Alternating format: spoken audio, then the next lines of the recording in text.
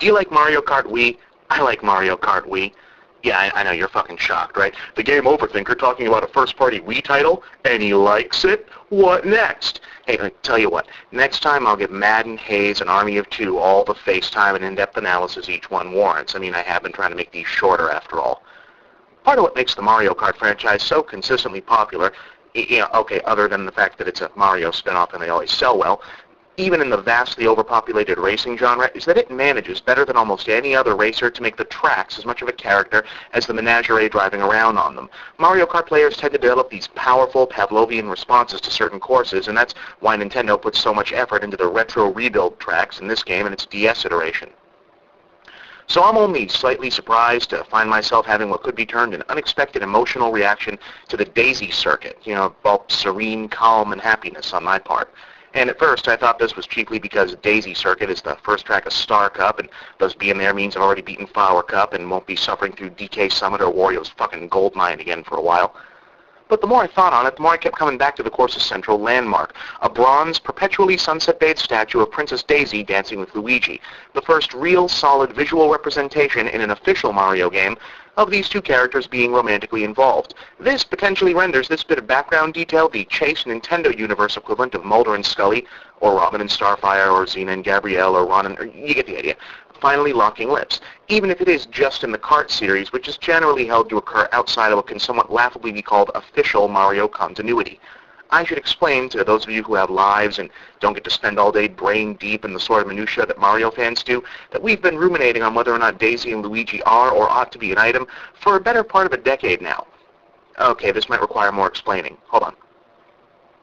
Daisy first enters the Mario universe in Super Mario Land, the first entry of the series in the original Game Boy, where we're told that for some arbitrary reason this adventure is taking place not in the Mushroom Kingdom, but in neighboring Sarasa Land, and that the imperiled princess is not Princess Peach, but rather Daisy, who looks just like Peach, but we're assured is someone entirely different in the time-honored tradition of character design via palette swapping. Soon after that, she turned up on the NES Open, where she serves as Luigi's caddy the first time these characters were paired in any way. Not long after that, the god-fucking-awful live-action Mario movie opted to use Daisy as the name of its princess character. Please remember that at the time in America, fans still only knew Peach as Princess Toadstool, and it wasn't going to work for the movie's dinosaur-heavy, mushroom-lacking storyline. Interestingly, they made her Luigi's love interest and not Mario's. And then Daisy pretty much fell off the face of the earth until the multiplayer Mario Party and Mario Sports games started to stack up in the GameCube era, and Nintendo dropped her back in to help spotlight the paucity of female heroes up to that point. And so, with Luigi still decidedly unattached and a spare princess running around, it quickly became sort of assumed that Luigi and Daisy had hooked up at some point. The angle here is usually a joke about Luigi's perceived third wheel stature, the notion that he's the sort of buddy or brother of a megastar whose only action comes from his boss's spare trim. But call me a romantic, I always like to consider it in less cynical terms. I hope it was more like, Daisy and Luigi get running into one another socially at parties or games or charity balls or whatever else you get dragged along to when you're the sibling or BFF of the Brangelina of the video game world. Maybe they got to talking about sidekick stuff, had some drinks, started doing stuff independently of their richer halves, and eventually discovered, hey, there's something there. Doesn't that sound nicer? It's kind of like if you found out Jimmy Olsen was nailing Wonder Girl. You'd go, aw, good for them.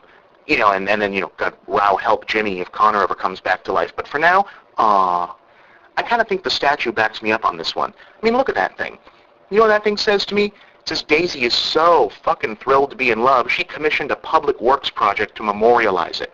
This is someone who doesn't take romance for granted.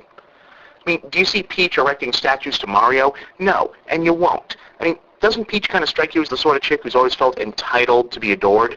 Oh, of course Mario loves me. I'm the fucking princess, hello? I'm sure it's a great relationship, but come on, Mario and Peach are probably like an old married couple when they're just hanging out. Daisy and Luigi, nah, they're the ones who sneak off and baby talk like teenagers. Aww. The gaming world is full of romantic also-rans, really. Characters it either never works out for or almost never works out for, just by virtue of their place in the character hierarchy.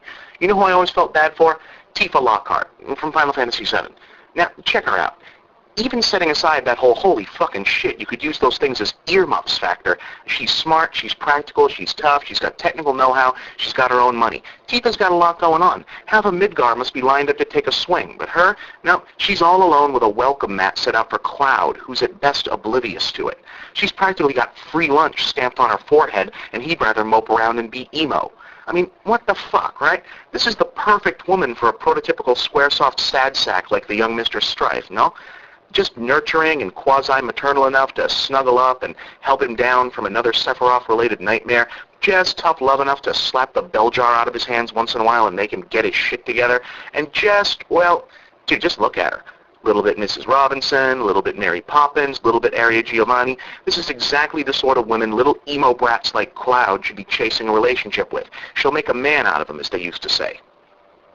But what does he do about this? Not a fucking thing, because he'd rather stay all moody and torn up over the airy, virginal, and of course doomed pixie he met for a couple of days before she bought it. Because after all, Cloud is precisely the sort of wimp who'd rather play the tragic doomed romantic mourning a dead girl than nut up and try for a mature relationship with a live one. A psychological malady occasionally referred to as Peter Parker's disease. And so, even as far on as Advent Children, Tifa is still patiently waiting around for him to build up sufficient EXP to reach the level where presumably his testicles will descend. But you know who gets it the worst? Amy Rose from the Sonic the Hedgehog games. Now, Amy is technically Sonic's love interest from Sonic CD on, but she gets very little love. Oh, I'm not talking about Sonic. Yeah, Sonic basically ignores her, but that's because he's supposed to be, the cool mascot and girls are yucky. No. Amy's overlooking comes from Sonic fans, because a pretty large number of them refuse to acknowledge her. They'd rather see Sonic paired up with Princess Sally, who isn't even in the fucking games. No, Sally is Sonic's girlfriend from the Archie comics and the ABC Saturday morning cartoon. She's not from the canonical games other than a tiny sampling of minor cameos. But since the pre-adventure Sonic titles were kind of light on story points, most of the fans tended to snap up the show's narrative in place of the games. And to the extent that when Amy first showed up in a Sonic CD, the manual called her Sally. That kind of sucks for her when you think about it, and it gets a little spooky when you know that the big deal with Sally was pretty much that voice actress Katsushi used her regular speaking voice for the role, which as it turns out was kind of sexy and thus gave furries-to-be a creepy, inappropriate hard-on that continues to this day. So, I'll be honest, guys. This one is kind of turning into a non-Andy Samberg SNL sketch. I've got no clue where the punchline is or how I'm supposed to wrap it up. And it looks like I've got time, so let's clean up some business from last time. First off, Africa is a continent, not a country. I goofed. It was embarrassing, and it's my bad. Won't happen again, and I apologize to any Africans or other fans who were offended. Second, so nobody thought the Johnny Quest gag was funny? Nobody? Huh. Well, I thought that would be a winner, I'll be honest. Oh, no. Third, about the audio. Here's the thing, guys. I don't do this from a studio, and I don't get paid to do it. So I only have access to high-end recording gear like half the time. So sometimes the audio is going to be less than perfect. It's not an ideal situation. I'm working to rectify it. I hope most of you will still give a listen, and I promise for what it's worth to never upload anything that's genuinely inaudible. We cool?